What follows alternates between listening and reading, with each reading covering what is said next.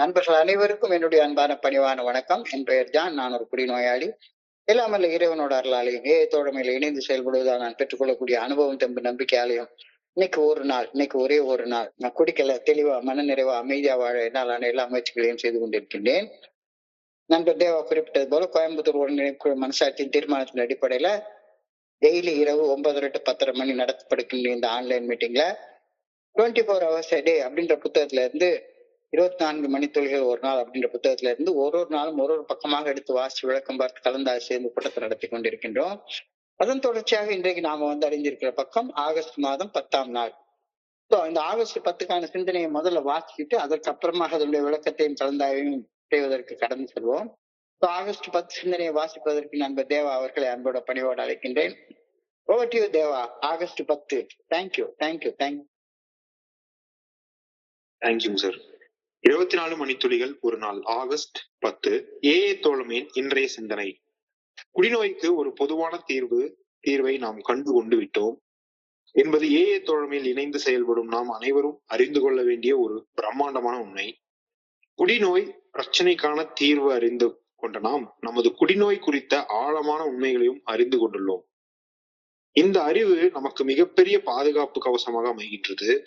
நமது நோய் பற்றியும் நோய்க்கான தீர்வு பற்றியும் புரிந்து கொண்டுள்ள புரிதலால் நம்மை போன்ற நம் சக குடிநோயாளிகளின் முழுமையான நம்பிக்கையை நம்மால் எளிதாக பெற முடியும்.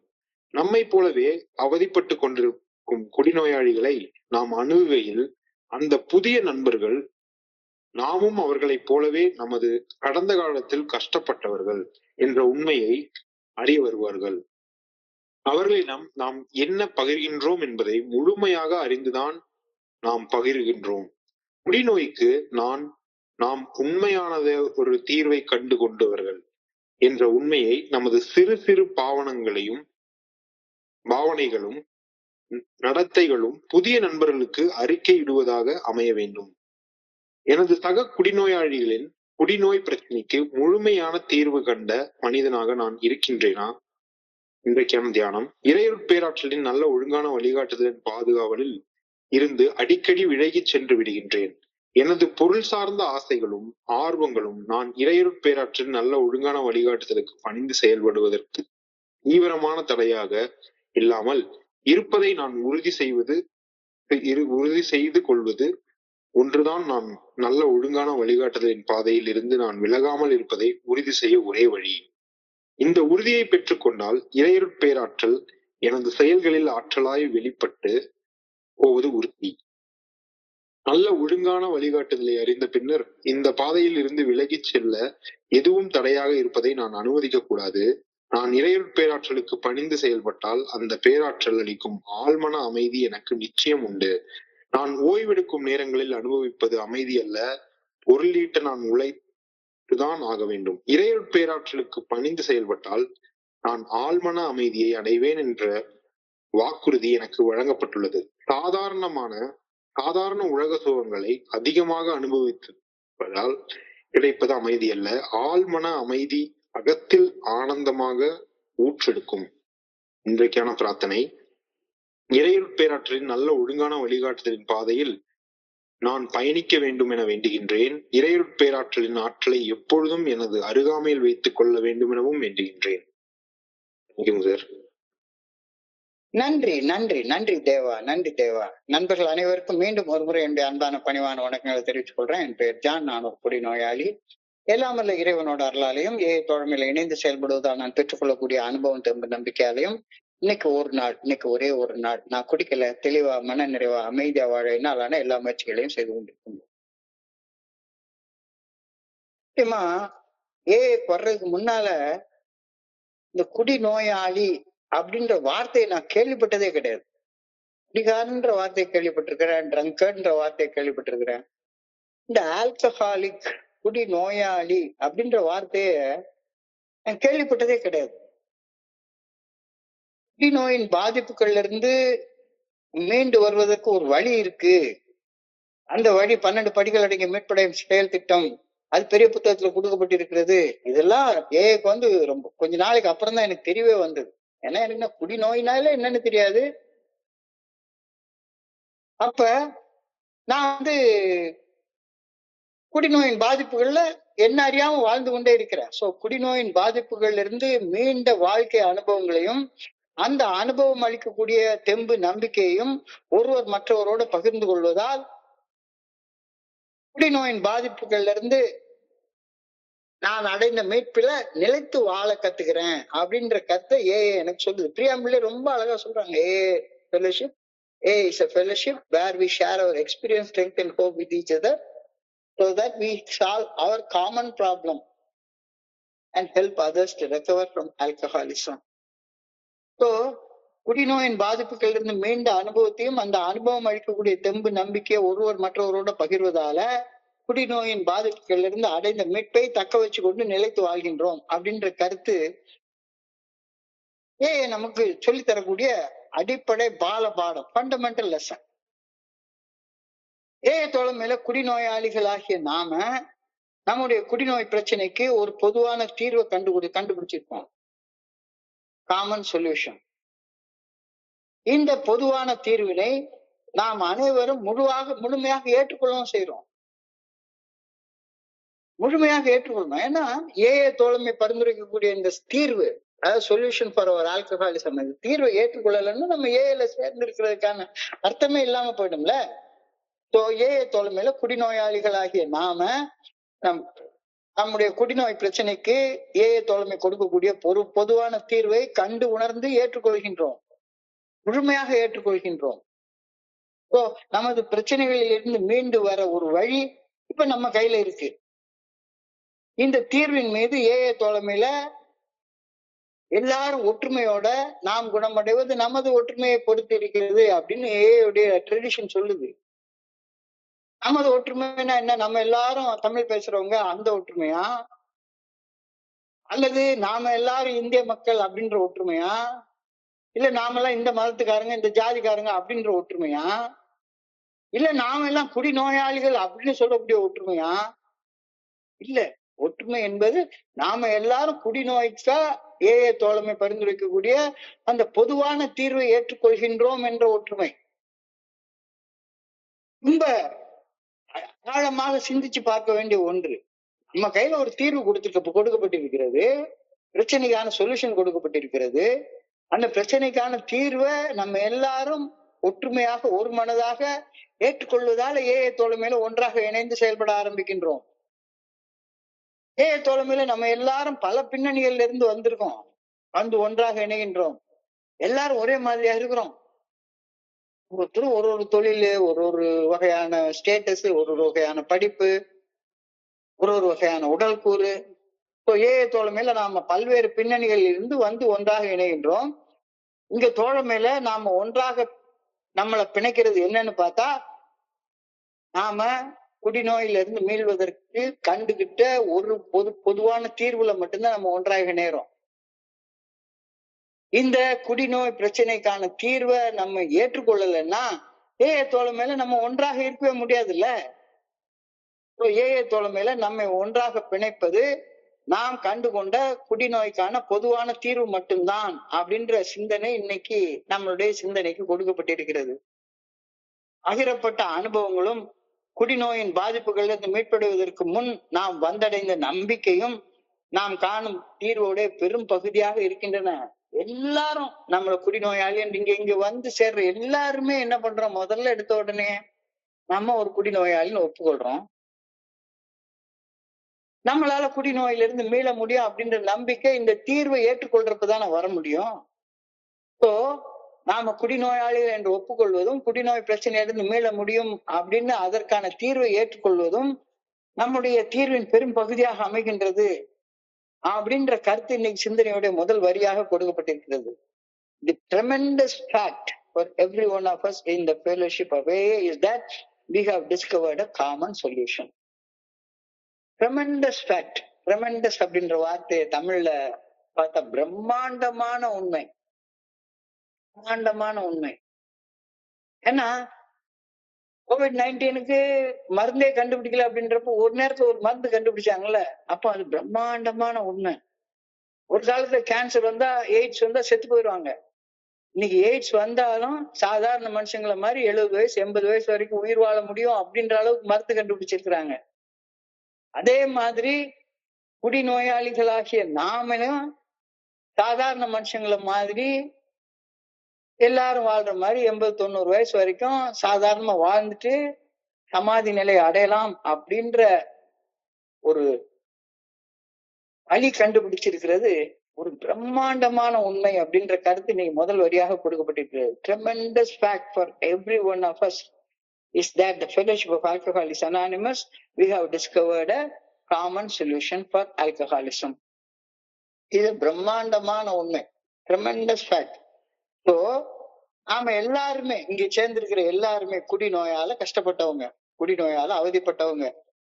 நமக்கு குடிநோய் பற்றிய உண்மையான விவரங்கள், விளைவுகள், குடிநோயின் பாதிப்புகளிலிருந்து மீள்வதற்கான வழி, இது எல்லாத்தையும் நாம அறிவுபூர்வமாக மட்டுமல்ல அனுபவபூர்வமாகவும் நன்றாக அறிந்து வைத்துள்ளோம். அறிவுபூர்வமாக மட்டுமில்ல, ஒவ்வொருத்தருக்கும் பிளட்ல தெரியும், அனுபவத்துல தெரியும். அனுபவத்துல நாம தெரிஞ்சு வச்சுட்டு இருக்கிறதுனால நம்மை போல அவதிப்பட்டு கொண்டிருக்கும் நம் சக மனிதர்களுக்கு பணி செய்ய தேவைப்படும் அனுபவம், தெம்பு, நம்பிக்கை நம்ம கிட்ட நிறைய இருக்கு.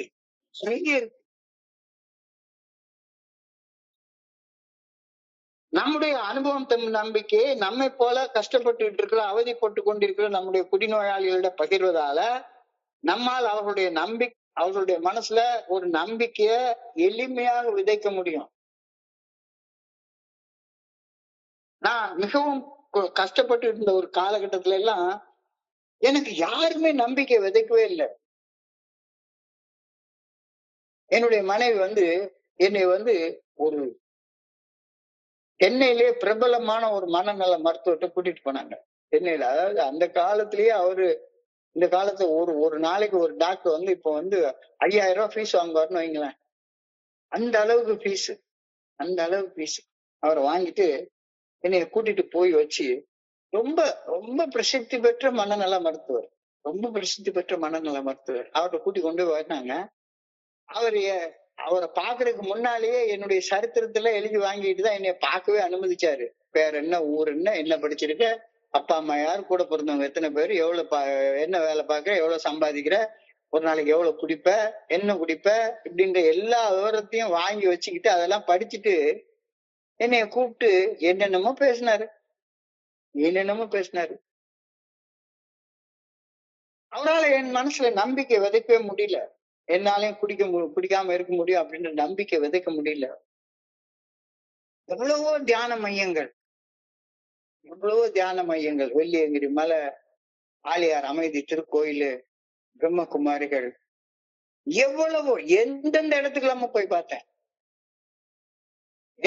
எல்லா இடத்துலயும் கூட்டமா இருந்தாங்க. ஆனா எந்த இடத்துலயும் என்னுடைய மனசுல, நான் என்ன பொறுத்தளவுல சொல்றேன், என்னுடைய மனசுல அங்க இருந்தவங்க எல்லாம் நம்பிக்கையோட தான் வர்றாங்க, நம்பிக்கையோட செயல்படுறாங்க. நான் அந்த இடங்களை குறை சொல்லவே இல்லை. என் மனசுல அவங்களால நம்பிக்கை விதைக்க முடியல. என் மதம் சார்ந்த இடம் சாலக்குடின்னு ஒரு தியான மையத்துக்கு போனா அங்கேயும் குடிச்சிட்டு தான் என்னால இருக்க முடிஞ்சது. அங்க போயிட்டு என்னால குடிக்க விட முடியல. நம்பிக்கை விதைக்கவே முடியல. யாரும் என் மனசுல நம்பிக்கை விதைக்கவே முடியல. எனக்கு அறிவுரை வழங்கியவங்க 1000 பேர். அறிவுரை வழங்குறதுக்கு பஞ்சமே கிடையாது. எத்தனை பேர் அறிவுரை சொல்லிக்கிட்டே இருப்பாங்க. யாருக்கிட்டயாச்சும் போய் ஒரு வெறுமனை அந்த காலத்து குடிக்கிறதுக்கு 50 ரூபா இருந்தா குடிச்சிடலாம். 50 ரூபா கடன் கேட்டு பார்த்தா போதும். 50,000 அட்வைஸ் கொடுத்துட்டு தான் ஒருவேளை கொடுப்பாங்க, அல்லது கொடுக்க மாட்டாங்க.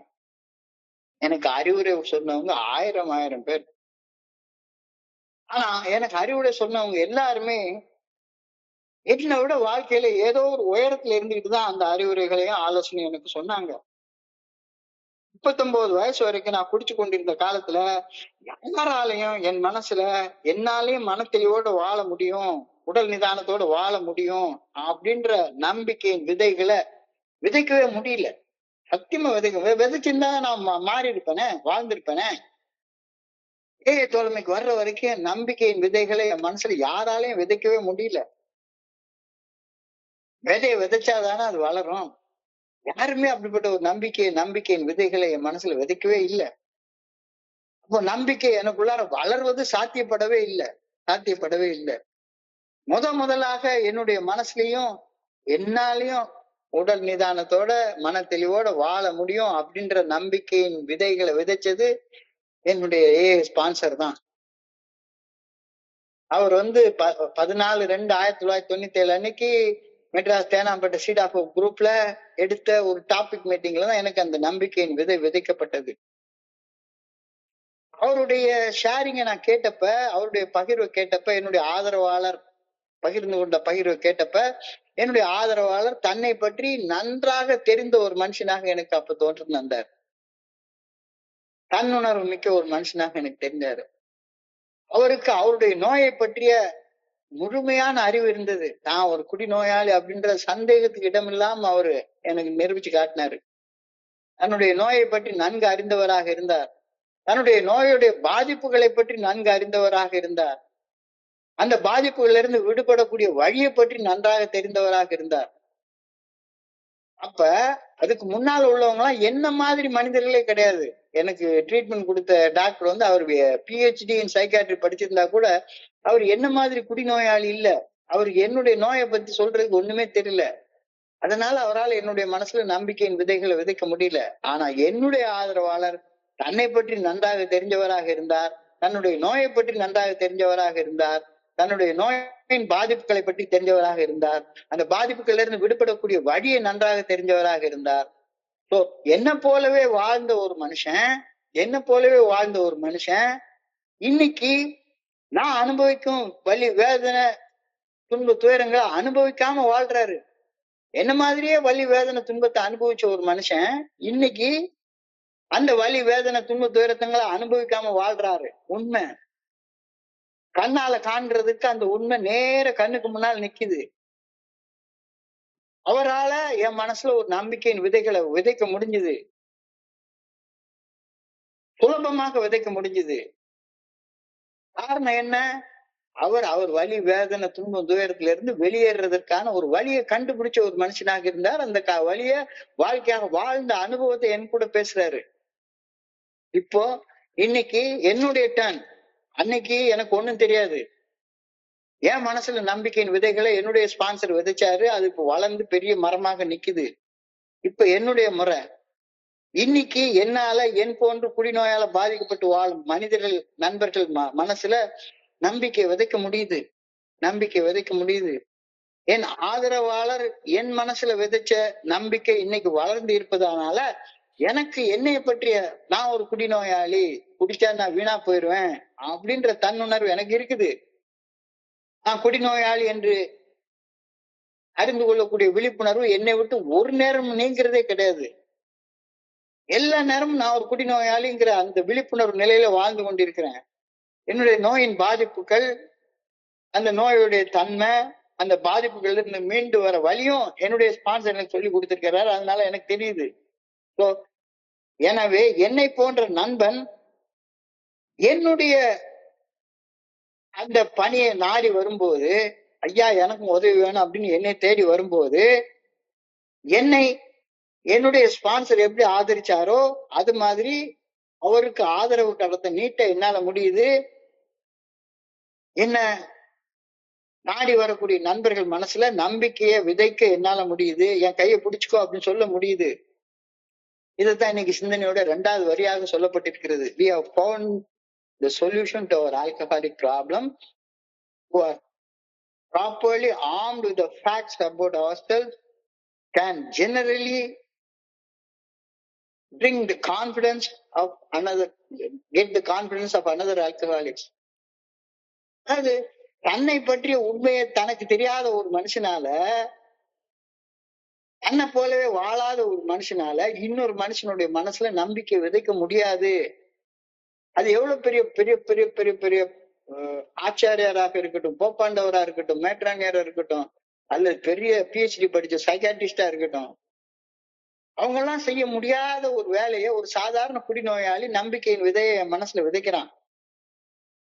குடிநோய் பிரச்சனைக்கான தீர்வை அளித்து அந்த தீர்வை அறிந்து கொண்ட நாம குடிநோய் குறித்த ஆழமான உண்மைகளையும் அறிந்து கொண்டு இந்த அறிவை நம்ம அறிந்து கொண்டோன்றது வெளிப்படையான உண்மை.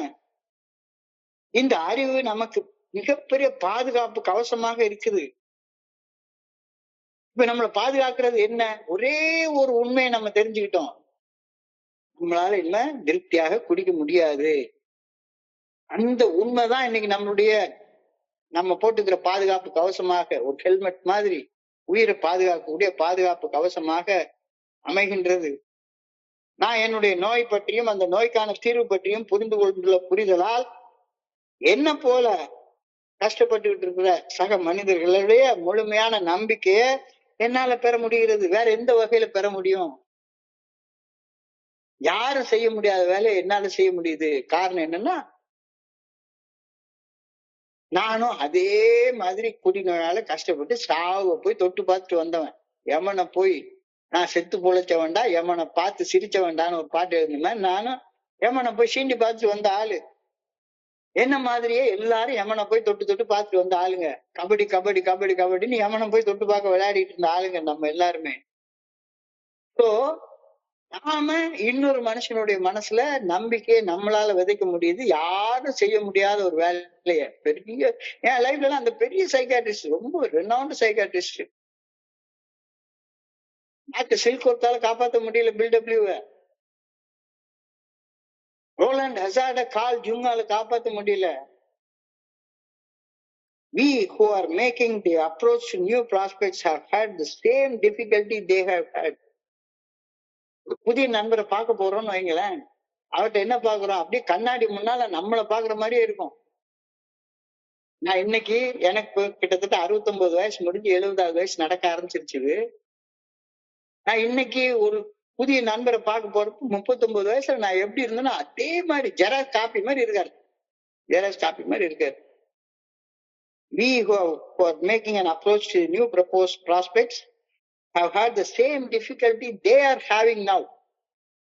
இப்ப என்ன துன்ப துயர வலி வேதனை பிரச்சனை சிக்கலை ஒரு மனுஷன் ஒரு குடிநோயாளி அனுபவிச்சுட்டு இருக்கானோ அதே சிக்கலை 30 வருஷத்துக்கு முன்னால அனுபவிச்ச ஆளு நானு. எனக்கு அந்த அனுபவம் நல்லா தெரியும். So we obviously know what we are talking about. என்ன பேசுறேங்கிறது நல்லா தெரியும். அவங்ககிட்ட போய் உட்காந்து பிக் புக் வச்சுட்டு பெரிய ஆராய்ச்சி பண்ணிலாம் நான் பேச போறதே கிடையாது. ஆராய்ச்சி பண்ணி பேசுறது எந்த வகைக்கும் உதவவே செய்யாது. So we obviously know what we are talking about. தோழமையில நாம எவர் மீதும் பரிதாபப்படுறதே கிடையாது. ஒரு சிம்பத்தி, என்னுடைய மனைவி எல்லாம் என் மேல பரிதாபப்பட்டு இருக்காங்க. ஐயோ பாவம் செத்துக்கிட்டு கிடக்குறானே, இவனை எப்படியாச்சும் காப்பாத்துமேன்னு பரிதாபப்படுவாங்க.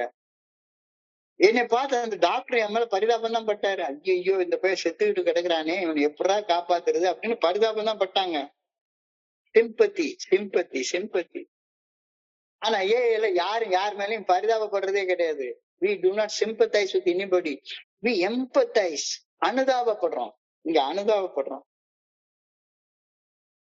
இந்த குடிநோயாளியும் நான் பட்ட கஷ்டத்தையே படுறானே அப்படின்னு அனுதாபப்படுறோம். என்ன மாதிரியே இருக்கானே, என்ன மாதிரியே இருக்கானு அனுதாபம் மட்டும்தான் படுறோம்.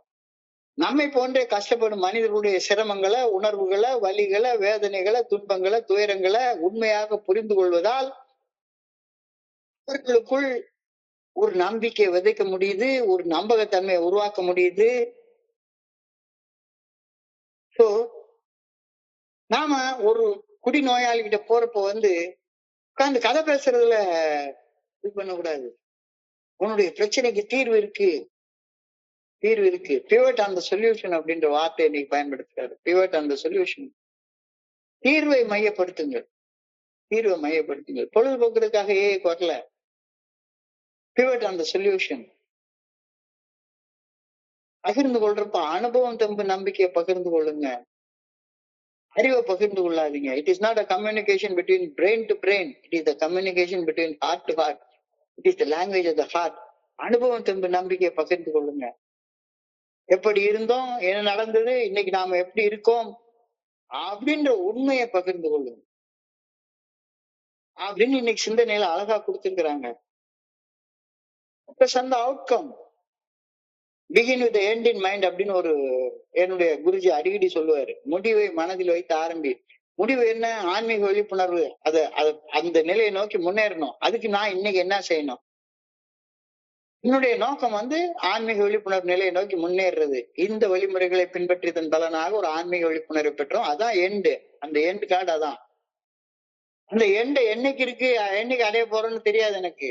ஆனா அதை நோக்கி ஒரு அடி எடுத்து வைக்கிறது தான் முக்கியமானது அப்படின்னு ஒரு குடிநோயாளிகிட்ட இன்னைக்கு சொல்லுங்க அப்படின்ற சிந்தனை இன்னைக்கு கொடுக்கப்பட்டிருக்கிறது. தோழமையில நாம பிரச்சனைகளை பத்தி மட்டுமே பேசிக்கொண்டே இருப்பது இல்ல. நல்ல யோசிச்சு பாருங்க. பிரச்சனையை பற்றி மட்டுமே பேசிட்டு இருக்கோம் இங்க. இங்க பிரச்சனைகளுக்கான தீர்வு குறிச்சு மட்டும்தான் பேசணும். சொல்யூஷனை பத்தி மட்டும்தான் பேசுறோம். பிரச்சனையை பத்தி நோண்டி நோண்டி நோண்டி நோண்டி பார்த்து பேசிக்கிட்டே இருக்கிறது இல்ல.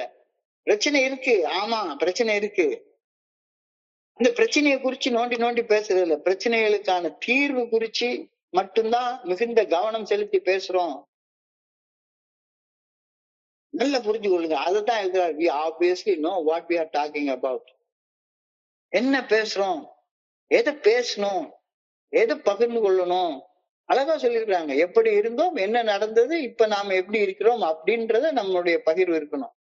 Experience, strength and hope.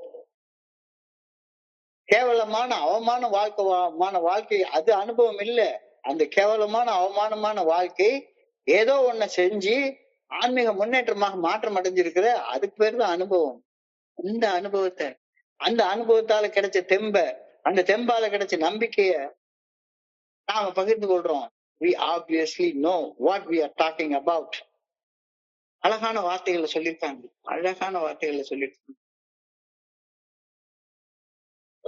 தோல்மை பரிந்துரைக்கக்கூடிய 12 படிகள் அடங்கிய மீட்பு செயல் திட்டத்தை வாழ்க்கையாக வாழ்ந்து குடிநோயின் பாதிப்புகளில் இருந்து மீண்டு வாழும் ஒரு நண்பர் ஒரு புதிய நண்பருடன் அவர் டிஸ்கோ சொற்பொழிவு எல்லாம் ஆற்றுறது கிடையாது. சொற்பொழிவு எல்லாம் ஆற்ற முடியுது.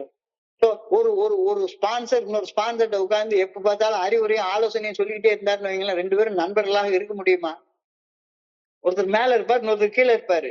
அவர் தோல் மேல தோல் போட்டு கை போடக்கூடிய நண்பனாக இருக்க முடியாது. தோல்மை பரிந்துரைக்கக்கூடிய 12 படிகள் அடங்கிய மீட்படையும் செயல் திட்டத்தை ஒரு சொற்பொழிவு மாதிரி சொல்லாத, உன்னுடைய வாழ்க்கை அனுபவமாக சொல்லு. அப்பதான் ஒரு புதிய நண்பனோட அந்த இணையக்கூடிய ஒரு இணைப்புணர்வு உனக்கு கிடைக்கும். என்னுடைய வாழ்க்கையில நான் அனுபவிச்ச அனுபவம், தெம்பு, நம்பிக்கை ஆகியவற்றை உண்மையுடன் பகிர்வதன் மூலமாக நான் என்ன பகிர்கின்றேன் என்பதை தெளிவாக அறிந்து நான் பகிர்கின்றேன். நான் என்ன பகிர்ந்து கொள்ளணும் அப்படின்றது தெளிவாக யோசிச்சு யோசிச்சு யோசிச்சு யோசிச்சு ஒவ்வொரு வார்த்தையை நாம் பேசுறோம். பிறரை எடை போடாத தன்மை, ஜட்ஜ் பண்ணாத நான் ஜட்ஜ்மெண்டல் நேச்சர், பிறரை எடை போடாத தன்மை, பிறருக்கு பணி செய்து கிடப்பதற்கான உண்மையான விருப்பம். இந்த 2 மூலமாக நான் என்ன பேசுகிறோம் என்பதை தெளிவாக அறிந்து பேசுவதன் மூலமாக மட்டுமே ஒரு நண்பர் இன்னொரு நண்பருடைய அந்த நம்பிக்கையை பெற முடியும். இல்லாட்டி போனா நம்பிக்கை பெறவே முடியாது. நம்பிக்கை பெறலைன்னா பொழுது போக்கிட்டு தான் போக முடியும், வேற ஒண்ணும் செய்ய முடியாது. So in AA fellowship, our whole department doubts at the new prospects that we are people with a real answer. என்கிட்ட ஆன்சர் இருக்கப்பா, வா, என்கிட்ட ஆன்சர் இருக்கு. ஒன்னே மாதிரிதான் நான் இருந்தேன். ஆனா இன்னைக்கு உன்னைய போல இல்ல. நீ அனுபவிக்கிற வலி, வேதனை, துன்ப, துயரத்தை நான் இப்ப இன்னைக்கு அனுபவிக்கல. என்கிட்ட நீ அனுபவிக்கிற துன்ப, துயரம், வலி, வேதனைக்கான விடை இருக்கு. அதுல இருந்து மீண்டு வருவதற்கான ஒரு வழி இருக்கு, தீர்வு இருக்கு. வா, இந்த தீர்வை நான் உனக்கு பேசுறேன். உன்னுடைய பிரச்சனையை பத்தி பேசுறதுக்கு நான் இங்க வரல. இப்போ நான் பணி செய்ய செல்லக்கூடிய ஒரு நண்பர், அவர் தற்சமயம் அனுபவிக்கக்கூடிய அந்த வலி, வேதனை, துன்ப, துயரத்தை நான் ஒரு காலத்துல நானும் அனுபவிச்சவன் அப்படின்ற உண்மையை அறிவதன் மூலமாக அவருடைய வலி, வேதனை, துன்பம், துயரத்துக்கு என்கிட்ட ஒரு தீர்வு இருக்கு அப்படின்ற நம்பிக்கை அவர் மனசுல உருவாக்கப்படுகிறது. இல்லாட்டி போனா அவர் என்கிட்ட பேசுவாரா? இப்போ அதை எப்படி பேச முடியும்? என்னுடைய இன்றைய நடத்தை மட்டுமே அவருடைய பிரச்சனைக்கான தீர்வு என்கிட்ட இருக்கிறது அப்படின்றத அவருக்கு நிரூபிச்சு காட்டும். என்னுடைய அறிவாற்றல் இல்ல. என்னுடைய இன்றைய நடத்தை, இன்னைக்கு நான் எப்படி சிந்திக்கிறேன், எப்படி பேசுறேன், எப்படி செயல்படுறேன், என்னுடைய இன்றைய பிஹேவியர் ஆஃப் டுடே, அதுதான் அவருக்கு நம்பிக்கை உருவாக்கும் மனசுக்குள்ளார. our whole department shouts at the new prospects. இது உறக்க சொல்லுது அப்படின்ற ஏஐ தோழமையில எல்லாருக்கும் உறக்க சத்தம் போட்டு சொல்லுது, வாங்கப்பா தீர்வு எங்கிட்ட இருக்கு, தீர்வு எங்கிட்ட இருக்கு, வாங்க தீர்வை பத்தி பேசு, பிரச்சனையை பத்தி பேசாது. பிரச்சனை டாக்டருக்கு தெரியும், அவர் எல்லாருக்கும் தெரியும். ஆனா அவ்வளவு பெரிய டாக்டர் சைக்காட்ரிஸ்டால என் மனசுல நம்பிக்கை விதைக்க முடியலையே, என் மனசுல ஒண்ணுமே செய்ய முடியலையே. சோ என்னுடைய இன்றைய நடத்தை மட்டுமே என்னுடைய சக நண்பருடைய பிரச்சனைக்கான தீர்வு என்கிட்ட உள்ளது அப்படின்றத பறைசாற்றும்.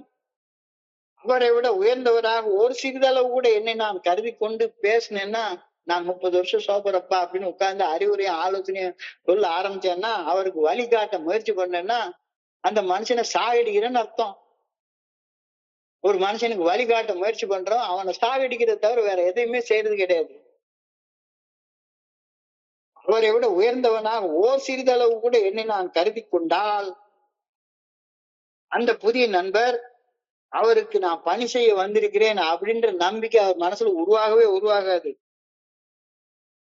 இங்க பாருப்பா, உனக்கு பணி செய்யற நோக்கத்தை தவிர எனக்கு வேற எந்த நோக்கமுமே கிடையாது. டெய்லி ராத்திரி 9:30 மணில இருந்து 10:30 மணி வரைக்கும் இங்க செய்யறதுக்கு வேற எந்த நோக்கம் இருக்கு? எல்லாரும் என்னைய புகழணும், ஐயா கொய்யான்னு பேசணும், அப்படியே இந்த கலந்துரையாடல் பகுதியில உட்கார்ந்து சார் சூப்பரா இருந்துச்சு அப்படி சொல்லணும் அப்படின்றதுக்காக நான் இதை செஞ்சேன் அப்படின்னு சொன்னா இன்னைக்கே இந்த செயலை நிறுத்திட்டு போறது எனக்கு நல்லது. உங்களுக்கு பணி செய்ய வேண்டும் அப்படின்ற ஒரு நோக்கத்தை தவிர வேற எந்த நோக்கமும் எனக்கு கிடையாது அப்படின்றத எல்லாரும் புரிஞ்சு கொள்ளணும். வேற எந்த நோக்கமும் கிடையாது. அப்போ உங்களுக்கு பணி செய்வதன் மூலமாக என்னுடைய ஆன்மீக விழிப்புணர்வு நிலை நிலைநிறுத்தப்படுகின்றது. நான் என்னுடைய செல்ஃப் ஓரியன்டா தான் நான் இருந்துட்டு இருக்கேன். செல்ஃபிஷ்னஸுக்கும் செல்ஃப் ஓரியன்டட்னஸுக்கும் நிறைய வித்தியாசம் இருக்கிறதா என்னுடைய குருஜி சொல்லுவார். இந்த கருத்தை இன்னைக்கு என்ன சொல்றாரு? In AA fellowship, our whole department shouts at the new prospect that we are people with a real answer, That the man who is making an approach has had the same difficulty, and that he obviously know what he is talking about. That his whole department shouts at the new prospect that he is the man with the real answer. இது big புக்ல இருந்து எடுத்துக்கிற வார்த்தை. The newcomer must know that I have no attitude of holier than thou. உன்னை விட நான் புனிதமானவன், 12 வழிமுறையை கரைச்சி குட்டிச்சு அப்படியே பண்ணி உனக்கு வழிகாட்ட பிறந்தவன், உனக்கு நான் 12 ஸ்டெப் கத்து தந்துடுறேன், வா வா அப்படிலாம் சொல்லல. The newcomer, புதுசாக வரக்கூடிய நண்பர், should know that I have no attitude of holier than thou. I have only got a sincere desire to be helpful. உனக்கு பணி செய்யணும் அப்படின்ற ஒரு உண்மையான ஆசையை தவிர வேற ஒண்ணுமே அங்கிட்ட கிடையாது அப்படின்னு அந்த புதிய நண்பர் புரிஞ்சு கொள்ளணும். This means that my action, empathy and serene demeanor naturally conveys hope and credibility without needing any preaching. நான் எந்த வகையான பிரசங்கமும் பண்ண வேண்டிய தேவையே கிடையாது, பண்ணக்கூடாது. நான் என்ன பேசுகிறேனோ அது என்னுடைய அனுபவங்கள் மூலமாக மட்டுமே பகிரப்பட வேண்டும், என்னுடைய சொந்த அனுபவங்கள் மூலமாகவே பகிரப்பட வேண்டும். உபதேசம், அறிவுரை, ஆலோசனை செய்ய தேவையின்றி என்னுடைய செயல்கள் அனுதாபம் மற்றும் அமைதியான தோரணை, அதாவது அழகா சொல்றாங்க அந்த பாவனை, என்னுடைய பாடி லாங்குவேஜ், என்னுடைய எல்லாமே. இந்த பாருப்பா, உனக்கு நான் உன்னையோட பெரிய புனிதமான மனுஷெல்லாம் கிடையாது, நானும் உன்னை மாதிரி ஒரு குடிநோயாளி, அவ்வளவுதான். 30 வருஷம் குடிக்கலன்றதுனால நான்லாம் ஒண்ணும் பெரிய இந்த புத்தருக்கு பக்கத்துல உட்கார்ந்து இருக்கக்கூடிய ரேஞ்சுக்கெல்லாம் நான் போயிடல. அப்ப இந்த மாதிரியான ஒரு பிஹேவியர், ஒரு பாவனை என்கிட்ட இருக்கா? Am I a person with a real answer to the alcoholic problem of others? இந்த மாதிரியாக அனுபவம் தம்பு நம்பிக்கை பகிரக்கூடிய, உன்னோட நான் ஒரு பெரிய புனிதன் ஆயிட்டேன் அப்படின்ற தோரணை இல்லாம பகிரக்கூடிய ஒரு மனுஷனாக வாழ்றேனா? என்னுடைய சக குடிநோயாளியின் பிரச்சனைக்கு முழுமையான தீர்வு கண்ட மனுஷனாக நான் வாழ்ந்து கொண்டிருக்கிறேனா? இல்ல. நான் 10 ஸ்பான்சரை ஸ்பான்சி வச்சிருக்கிறேன். என் தலைக்கு மேல ஒரு ஒளிவட்டம் தெரியுது அப்படின்ற நிலைமையில இருந்தேன்னா, எப்பா தயவு செய்து தியானத்துக்கு கடந்து போ. தயவு செய்து தியானத்துக்கு கடந்து போ. யாருக்கும் வழிகாட்டலாம் முடியவே முடியாது. இப்போ இன்றைய தியானத்துல இறையர் பேராற்றின் நல்ல ஒழுங்கான வழிகாட்டுதலின் பாதையில் சீராக பயணித்துக் கொண்டிருக்கும் போது தீரன ஒரு உணர்வு தடுமாற்றம் வரும். யாரோ ஏதோ சொல்லிருக்காங்க, அல்லது ஏதோ எனக்குள்ளார வலி வேதனை உருவாக்கக்கூடிய ஒரு சூழ்நிலைகள் உண்டாகும்.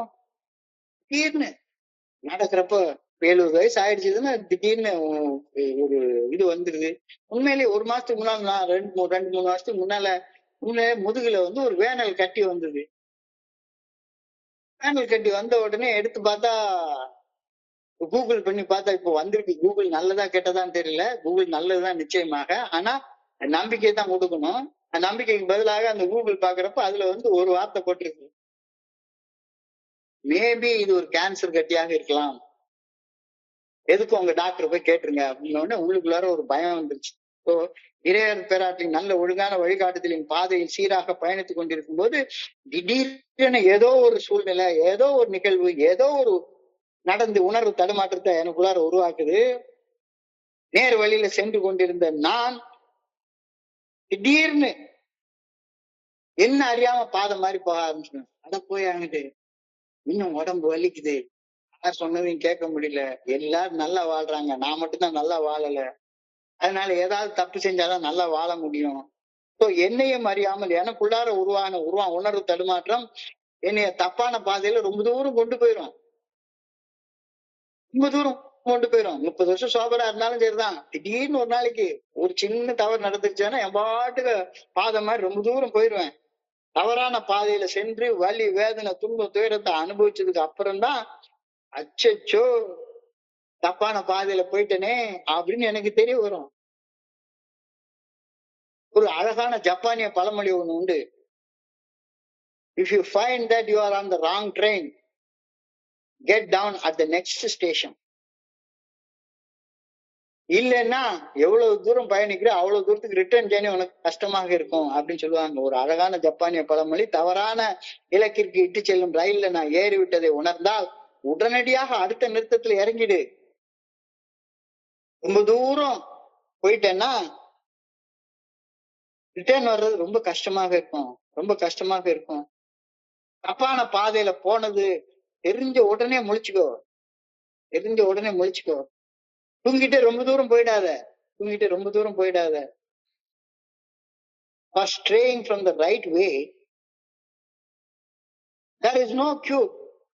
தப்பான பாதையில் நீ போயிட்டுன்னா அது என்ன, அந்த பாதையில திரும்பி சரியான பாதைக்கு வர்றதை தவிர வேற என்ன வழி இருக்கு?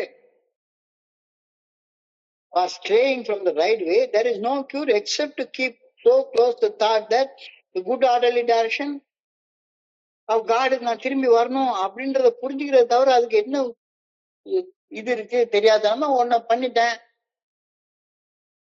தெரியாதனமா நல்லாதான் போயிட்டு இருக்கு, எல்லாம் போயிட்டு இருந்தது, பிடிக்கல அப்படின்றதுல ஏதோ ஒரு சபலம், மன சபலம், தெரியாத இடத்துல போய் கையை வச்சுவிட்டேன், அல்லது ஏதோ தேவையில்லாத ஒரு வேலையை செஞ்சுட்டேன்.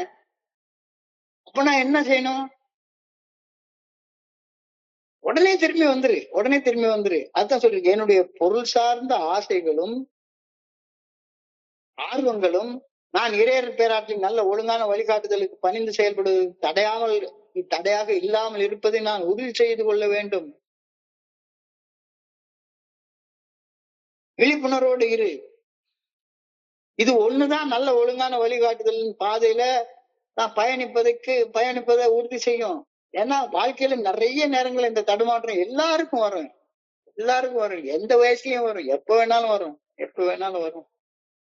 இந்த உறுதியை பெற்றுக்கொண்டால் இறையர் பேராற்றில் என்னுடைய செயல்களில் ஆற்றலாய் வெளிப்பட போவது உறுதி. உன்னுடைய மனசுடைய அறிவின் ஆற்றல் மட்டும்தான் உன்னுடைய செயல்கள்ல வெளிப்பட்டுட்டே இருக்கும்.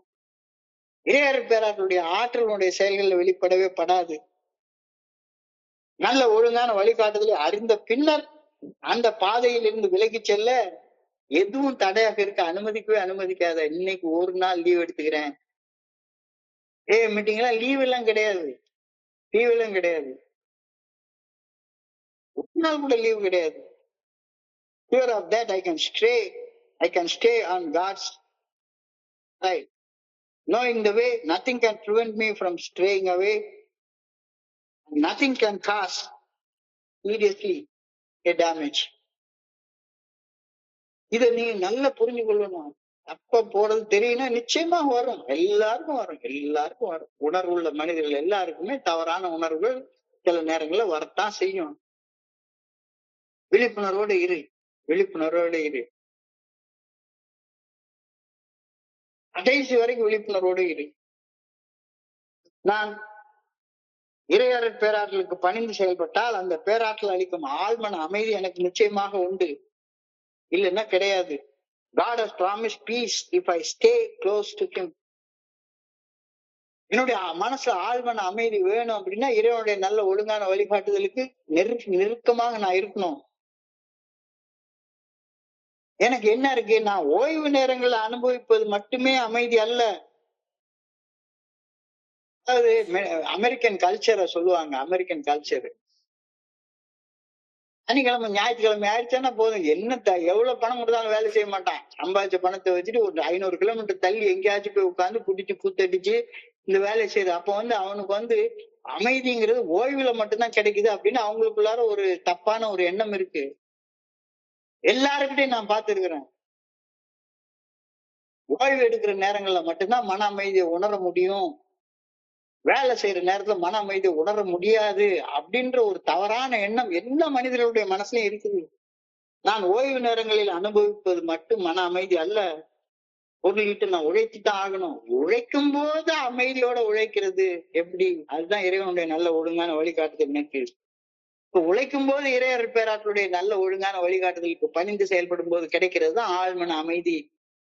இவ்வளவு பெரிய கருத்து சொல்றாங்க. இது இந்த அமெரிக்கன் கல்ச்சர் தான். ஒரு நண்பர்லாம் சொல்லுவாரு,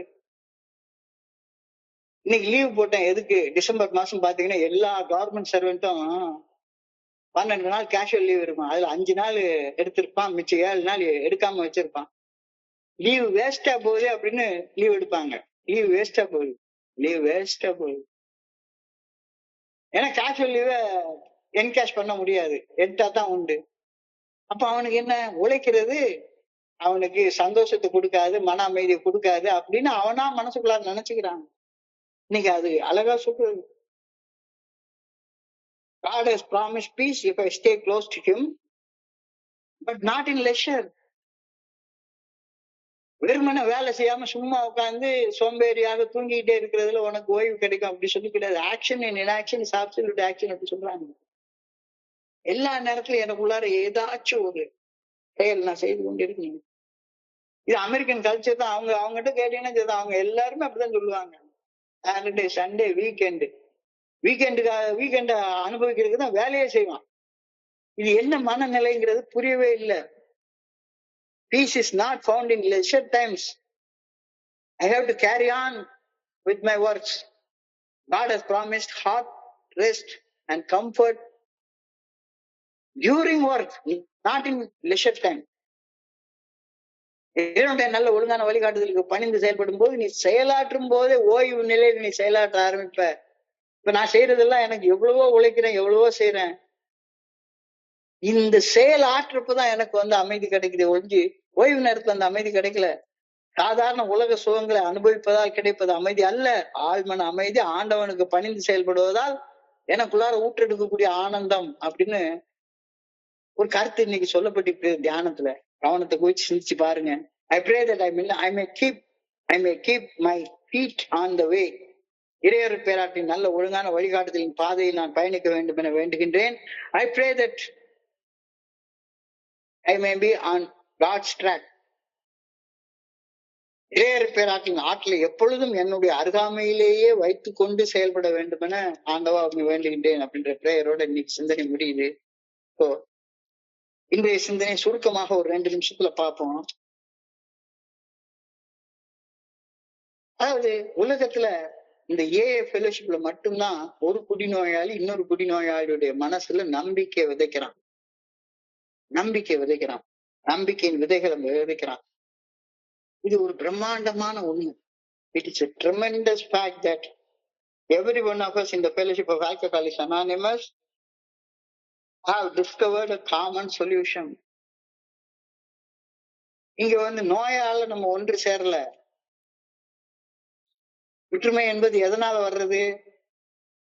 நாம எல்லாருமே இந்த ஊர்க்காரங்க, இந்த மொழி பேசுறவங்க, இந்த ஜாதிக்காரங்க, இந்த மதத்துக்காரங்க, இந்த இனத்துக்காரங்க, இந்த நாட்டுக்காரங்க, அல்லது நாம எல்லாரும் குடிநோயாளிகள், அதுல வர்றது இல்ல ஒற்றுமை.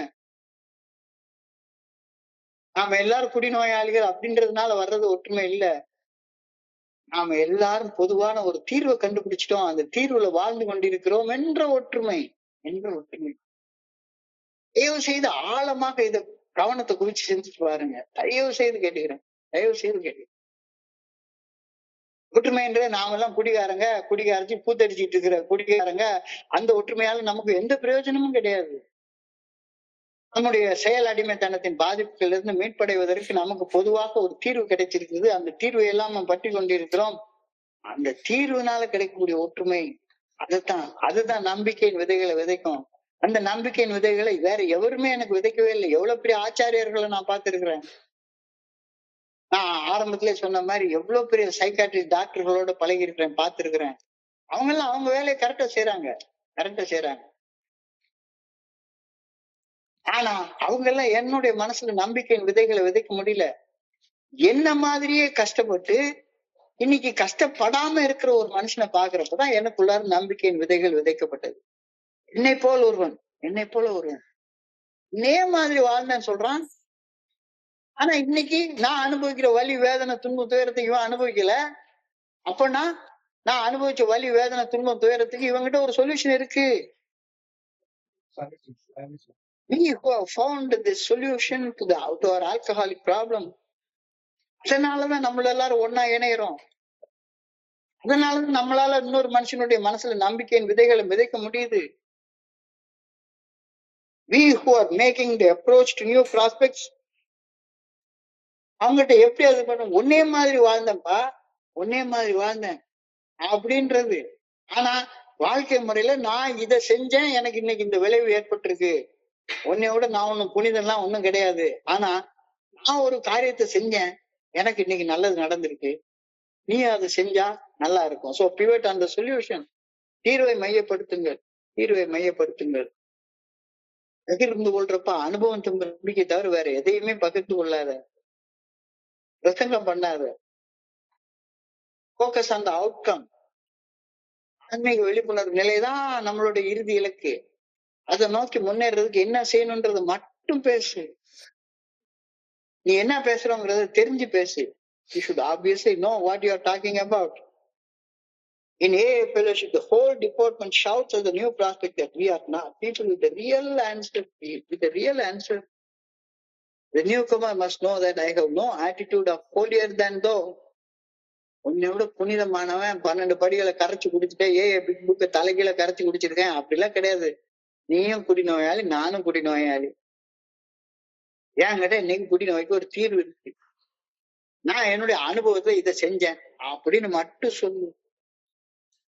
அப்ப என்னுடைய செயல்கள் எல்லாமே பரிதாபத்தால இல்ல, அனுதாபத்தால வரக்கூடிய செயல்கள் அப்படின்னு தெரியுது.